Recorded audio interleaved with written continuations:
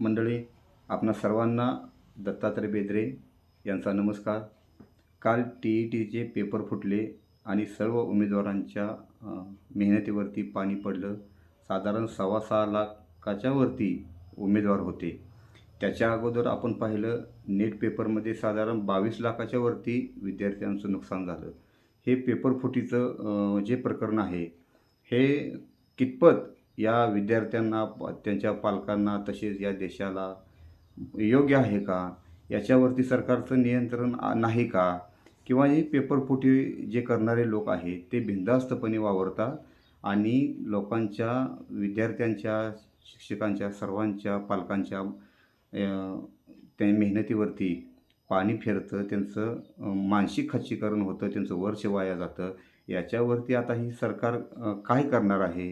हे सरकार खरोखर आपलं देश चालवण्याच्या पात्र आहे का? ह्या सर्व गोष्टी आपल्याला तपासाव्या लागतील. केवळ पेपरच फुटलं नाहीत मंडळी, राम मंदिरातील दानपेटीसुद्धा फुटली. त्याच्या अगोदर आपण पाहिलं आमदार फुटले, त्याच्यानंतर खासदार फुटले. मग आता हे सर्व फुटत असताना आपण जर डोळे उघडून बघत असाल तर याच्यावरती आपण कधी विचार करणार आहे? कारण शिक्षणाचं महत्त्व जाणून घेणं आपल्यासाठी फार गरजेचं आहे. कारण शिक्षण हे वाघिणीचं दूध आहे आणि ते जर दूध एकदा पिलं तर माणूस गुरगुरल्याशिवाय राहणार नाही, या सत्तेला जाब विचारल्याशिवाय राहणार नाही. म्हणून या लोकांना आपणाला शिक्षण द्यायचं नाही, आरोग्य, शिक्षण, रस्ते, वीज, पाणी याच्यावरती या सरकारला काम करायचं नाही. शिक्षणापासून आपणाला वंचित ठेवायचं आहे. मनोहर पर्रीकरसारख्या IIT झालेली माणसं मुख्यमंत्री झाल्यानंतर त्यांनी त्यांच्या राज्यामध्ये शिक्षणाच्या बाबतीत अग्रेसर राहिली. अरविंद केजरीवालसारखी माणसं त्या राज्यात मुख्यमंत्री झाल्यानंतर दिल्लीला त्यांनी त्या ठिकाणी शिक्षण व्यवस्था चांगल्या पद्धतीने हँडल केली. दुर्दैव म्हणजे शिक्षण मंत्र्याला 2-2 वर्षाच्या पुढं जेलमध्ये या सरकारनं टाकण्याचं काम केलं. मंडळी, हे सरकार आपणाला शिक्षण देऊ इच्छित नाही, शिक्षणामध्ये बदल घडवू शकत नाही. हे गुंड माफिया लोक जर या सरकारमध्ये सामील होऊन सत्ता जर हाकत असतील तर नेटची परीक्षा असू द्या, TETची परीक्षा असू द्या, हे सगळं फुटणार नाही कशावरून. कारण मंडळी, शिक्षणाचं महत्त्वच ह्या लोकांना आपणाला समजू द्यायचं नाही. यांनी म्हणते तशा पद्धतीने यांना हे राज्य चालवायचं आहे, हे देश चालवायचा आहे. खरं तर मंडळी, पाहे पा दूध पवित्र आणि गोड, पाशी त्वचेची या पदरा आड, परी आवेरून ती गोचिड, अशुद्ध काय न शेवती. कारण दूध हे पवित्र आहे म्हणून आपल्याला माहीत आहे, म्हणून आपण ते दूध गाईच्या काशेमधून काढून घेतो आणि ते अमृत म्हणून आपण सेवन करतो. परंतु तेच दूध एक पडदा पलीकडे अमृत आहे हे त्या गोचिडाला माहीत नाही, म्हणून ते गोचिड अशुद्ध रक्त पिते. मंडळी, आपल्याला सांगायचा उद्देश एवढाच आहे की शाळेच्या लगत राहिलं म्हणून कोणी IIT होत नाही किंवा नेट परीक्षेमध्ये पास होत नाही. त्याला शाळेमध्येच जावं लागणार आहे, डिग्री हासिल तिथूनच करावं लागणार आहे. तुम्ही शाळेच्या कडेने फिरला, शाळेच्या लगत जरी राहिला तर ते तुम्हाला साध्य होणार नाही. कारण ही आत्ताची जी मुलं जी परीक्षा देत आहेत, ते परीक्षेमध्ये परिश्रम घेत आहेत, त्यांच्या स्वप्नावरती पाणी फिरण्याचं काम या सरकारकडून होत आहे. मंडळी, चहा विकताना कोणी पाहिलं नाही, 56 इंचचा शिना असताना देखील आपणाला डिग्री दाखवली नाही. चहा विकताना कोणी पाहिलं नाही. आपण भावनिक झालो, आपण देश हातात दिला मंडळी. परंतु आज देश विकला जातोय, देश उद्योगपतींच्या घशात घातला जातोय, देश विकला जातोय, तरीसुद्धा मंडळी आपण विश्वास ठेवायला तयार नाही. या सर्व गोष्टीवर आपल्याला विचार करावा लागेल. मंडळी, शिपायाला आपण जर सरपंच म्हटलं तर तो शिपाई ऑफिस झाडणार का? तशीच अवस्था आपली झाली आहे. ज्या लोकांना महत्त्व द्यायला नको होतं त्या लोकांना आपण सत्ता दिल्यामुळं हे लोक आता मुजोर झालेत, ते आंधळे झालेत. आपणाला शिक्षणापासून वंचित ठेवण्यासाठी हे पुढे सरसावलेत. या सर्व गोष्टीचा आपल्याला आता विचार करावा लागेल. सुरुवात आपल्याला गावापासून करावं लागेल. कारण गावात आजही कोणत्याही गावामध्ये जावा, आरोग्य, शिक्षण, रस्ते, वीज, पाणी हे लोकांना भेटत नाही. शुद्ध पिण्याचं पाणी भेटत नाही, चांगले रस्ते नाहीत, आरोग्याशी खिलवाड होतोय, मुलांना शिक्षण भेटत नाही. तुम्ही मंदिराला, चर्चला, कुठंही निधी द्या, आमचं त्याच्याबद्दल दुमत नाही. परंतु तेवढाच निधी तुम्ही शिक्षणाला द्या, शाळेला द्या, त्या शाळेमध्ये विकास करा. मग आमच्या मुलांना चांगलं शिक्षण भेटलं तर हा देश प्रगतीच्या दिशेने जाईल. खरं तर माझं IAS IPS हे जे प्रत्येक क्षेत्रामध्ये उल्लेखनीय काम केलेले रिटायर जे लोक आहेत त्यांना माझी विनंती आहे की आपण एकदा धाडसानं पुढे या. तुम्हाला या देशातली तुम्ही ज्या ठिकाणी काम केले त्या प्रत्येक ठिकाणची जाण ही तुम्हाला आहे आणि त्याच्या जोरावरती तुम्ही देखील देशसेवा करू शकता. आणि आता जे कोणत्याही ऑफिसला कोणत्याही फील्डला जे अधिकारी वर्ग आहे त्यांना पण माझी एक विनंती आहे, तुम्ही एक मनापासून या देशासाठी मनापासून फक्त काम करा. या देशातले कचरा हा घाण दूर व्हायला वेळ लागणार नाही मंडळी.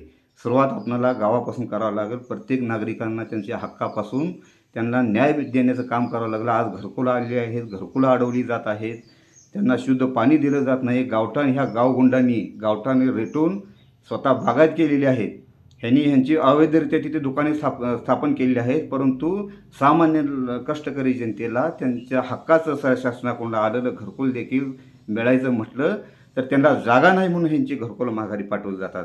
तरुणांनो, आपण सुरुवात आपल्या गावापासून केली पाहिजे. शाळेमधील टॉयलेटची सुविधा नाहीत. महिला भगिनींना तिथं आपल्या मुलीशींना आपल्या मुलाशींना तिथं टॉयलेटला जायला जागा नसेल, तिथं बांधकाम नसेल, अपूर्ण असतील तर ह्याच्यापेक्षा लाजिरवाणी गोष्ट काय. आपली इज्जत त्यावेळेस तिथं जाते ज्यावेळेस आपल्या इथं सुविधा नसताना आपल्या माता भगिनींना उघड्यावरती शौचालयाला जावं लागतं, टॉयलेटला जावं लागतं. ह्या जबाबदाऱ्या आपल्या आहेत. एखाद्या कुटुंबाला जर गावठाणामध्ये जागा दिली जात नसेल तर त्यांना न्याय देण्याची भूमिका आपल्याला घ्यावं लागेल मंडळी. हे राजकारण करणारे अडाणी लोक सत्तेत आल्यामुळे आपल्या गावाचं, आपल्या जिल्ह्याचं, आपल्या राज्याचं, आपल्या देशाचं वाटोळ होत आहे. म्हणून सुशिक्षित वर्ग जो आहे तो घरात बसून चालणार नाही. तर तुम्ही आपल्या गावासाठी जे काही करता येईल ते पुढं येऊन दुईडगरीवर हात न ठेवता किंवा नुसतंच घरात बसून चांगलं काम आहे म्हणून चालणार नाही. आम्ही जी लढाई सुरू केलेली आहे, लोकांना सर्वसामान्य कोणत्याही जाती धर्माचा माणूस असू द्या, मागास प्रवर्गातील कुठल्याही जाती धर्माचा माणूस असू द्या, त्या सर्वसामान्य माणसांना, त्या नागरिकांना न्याय देण्यासाठी आम्ही सुरू केलेली लढाई आम्ही कधीही थांबवणार नाही. त्यांना मुख्य प्रवाहात आणण्यासाठी जे करता येईल ते आपण करत आलेलो आहे आणि इथून पुढेही करणार आहे. केवळ हा दत्तात्रय बेदरे प्रत्येक ठिकाणी वेळेअभावी पोचणार नाही, पण या व्हिडिओच्या माध्यमातून सर्व तरुणांना सांगतो, आपल्या खिशातील मोबाईल काढा. जे चुकीचं आहे त्याला चुकीचं म्हणण्याची हिंमत ठेवा. कोणाची हिंमत होणार नाही. छत्रपतींची शिकवण आहे सर्व जाती धर्मातील लोकांना आपण एकत्र घेऊन पुढे जाण्याची. आणि डॉक्टर बाबासाहेब आंबेडकरांची पण शिकवण आहे, शिका, संघटित व्हा आणि संघर्ष करा. मंडळी, शिकलं पाहिजे, संघटित झालं पाहिजे. आणि संघर्ष कोणासोबत केला पाहिजे?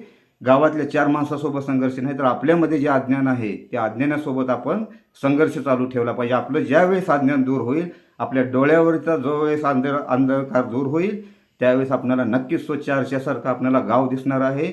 चुकीला चुकीचं म्हणण्याची हिंमत ठेवा. ते जरी आपल्यासोबत असतील तर ते चुकीचं करत असतील काम, तर त्या चुकीचे काम करणारा थांबवण्याचं काम आपण केलं तर नक्कीच या देशामध्ये मंडळी बदल घडणार आहे. ह्या अडाणी ह्या लोकाशींना जर ह्या देशातून जर आपण त्यांच्या करणाऱ्या कामापासून जर नाही रोखलं तर आपलं भविष्य काय, आपल्या मुलांचं भवितव्यसुद्धा अंधारात आहे मंडळी. या ह्यांना अडाणी म्हणता येणार नाही. ह्या लोकांनी गावामध्ये दूध डेऱ्या टाकल्या नाहीत. ह्या लोकांनी सरकारी जागे हडप केलं, सरकारी यंत्रणेचा गैरवापर केला. ह्या लोकांनी दारूधंदं टाकलं. हे दारूधंदं आपल्या मुलांना, आपल्या भवितव्यासाठी, आपल्या मुलांच्या भवितव्यासाठी नाही, आपले संसार मोडून काढण्यासाठी या लोकांनी दारूधंदं केलेलं आहे. हे 2 प्रतीचे लोक आहेत जे दूध डेअरी चालवतात, रुपयानं कमवतात. हे दारूधंदेवाले 50 रुपयानं कमवतात. हे त्यांच्या परपंचासाठी कमवतात. मग आपल्या मुलांच्या भवितव्यासाठी, आपल्या भवितव्यासाठी, आपल्या कुटुंबाच्या भवितव्यासाठी आपली मुलं वाया जाऊ द्यायची नाहीत. आपल्या मुलांना चांगलं काय वाईट काय हे शिकवण्याची वेळ आहे. त्यांना चांगलं शिक्षण दिलं पाहिजे.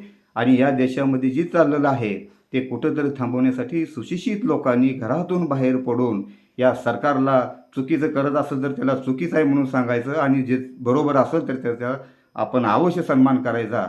या दृष्टिकोनातून आपण जर पुढे जाऊ तर नक्कीच देश आपला प्रगतीच्या दिशेने जाईल. नसेल तर असं जे नेटचं पेपर फुटलं, TITचं फुटलं, घरात बसून आपण फक्त फुटलं म्हणूनच कालवा करू, ह्याच्या पलीकडे काय करू शकणार नाही मंडळी. एवढे बोलतो आणि थांबतो. जय हिंद, जय महाराष्ट्र.